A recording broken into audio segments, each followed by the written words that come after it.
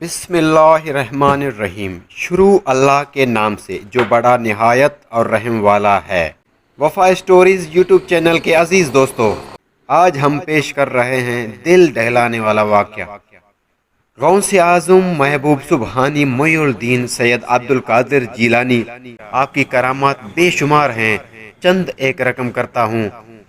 खानकाह में एक बापर्दा औरत अपने मुन्ने की लाश चादर में लिपटाए सीने से चिमटाए ज़ारो व कतार रो रही थी।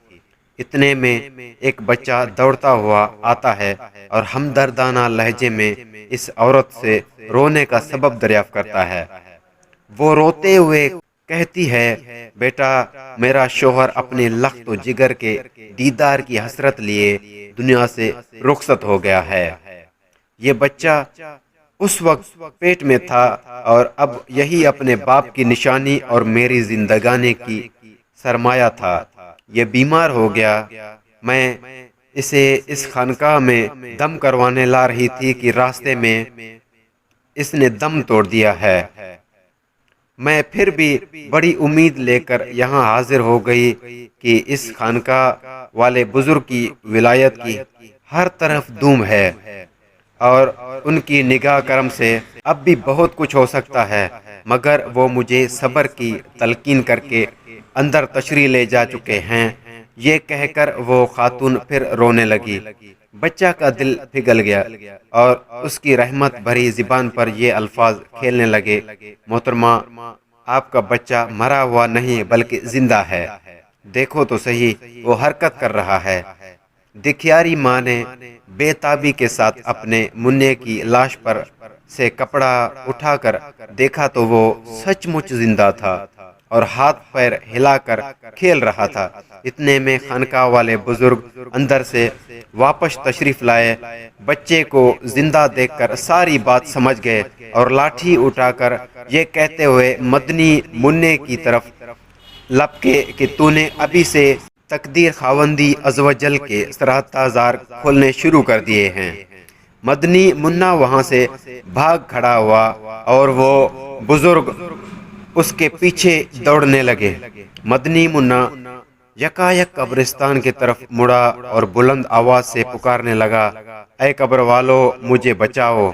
तेजी से लपकते हुए बुजुर्ग अचानक ठहक ठहक कर रुक गए, क्योंकि कब्रिस्तान से 300 मुर्दे उठकर उसी बच्चे की ढाल बन चुके थे और वो बच्चा दौड़ खड़ा अपना चांद सा चेहरा चमकता मुस्कुराता रहा और उस बुजुर्ग ने बड़ी हसरत के साथ मदनी मुन्ने की तरफ देखते हुए कहा, बेटा, हम तेरे मुर्तबे को नहीं पहुंच सकते, इसलिए तेरी मर्जी के आगे अपना सर तस्लीम मुखम करते हैं। आप जानते हैं वो बच्चा कौन था? उस मदनी मुन्ने का नाम अब्दुल कादिर था और आगे चलकर वो गौसे आज़म अल्लाहुल अकराम के लक़ब से मशहूर हुए और वो बुजुर्ग उनके नाजान हजरत सैयदना अब्दुल्ला सोमही अलैहि रहमतुल्लाह अलकवी थे। अलहाइक फी अलहदाइफ, बचपन की चंद करामात। गौसे आज़म अलैहि मादरजाद वली थे। आप रहमतुल्लाह ताला अलैहि अभी अपनी माँ के पेट में थे और माँ को जब छींक आती और उस पर वो अल्हम्दुलिल्लाह कहते तो आप रहमतुल्लाह ताला अलैहि पेट में ही जवाबात यरहमक अल्लाह कहते। आप रहमतुल्लाह ताला अलैहि यकम रमज़ान अल मुबारक बिरोज पीर सुबह सादिक के वक्त दुनिया में जलवागर हुए। उस वक्त होंठ आहिस्ता आहिस्ता हरकत कर रहे थे और अल्लाह अल्लाह की आवाज़ आ रही थी। आपकी वालदा माजिदा हजरत फातिमा उम्मुल खैर बयान फरमाते हैं कि विलादत के साथ अहकाम शरीयत का इस कदर एहतराम था कि हजरत गौसे आज़म रमज़ान में दिन भर में कभी दूध नहीं पीते थे। एक मरतबा अबर के बायस 29 शबान को चांद की रवयत न हो सकी। लोग तरदऊ में थे, लेकिन उस मादर जादोली हजरत गौसे आज़म ने सुबह को दूध नहीं पिया। बिलाखिर तहकीक के बाद मालूम हुआ कि आज यकम रमज़ान मुबारक है।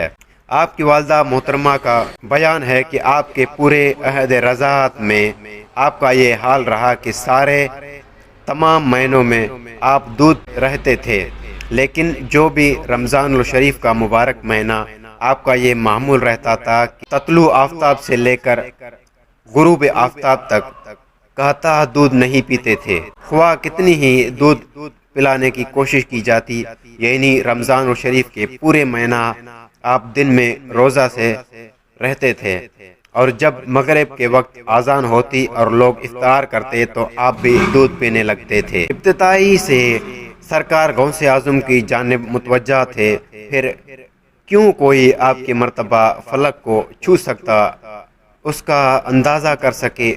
چنانچہ سرکار غوث اعظم اپنے لڑکپن سے متعلق خود ارشاد فرماتے ہیں کہ عمر کے ابتدائی دور میں جب کبھی میں لڑکوں کے ساتھ کھیلنا چاہتا تو غیب سے آواز آتی تھی کہ لہو و لہب سے باز رہو، جسے سن کر میں رک جایا کرتا تھا اور اپنے گرد و پیش پہ نظر ڈالتا تو مجھے کوئی آواز دینے والا نہ دکھائی دیتا، جس سے مجھے دہشت سی معلوم ہوتی اور میں جلدی سے بھاگتا ہوا گھر آتا اور والدہ محترمہ کی آغوش محبت میں چھپ جاتا تھا۔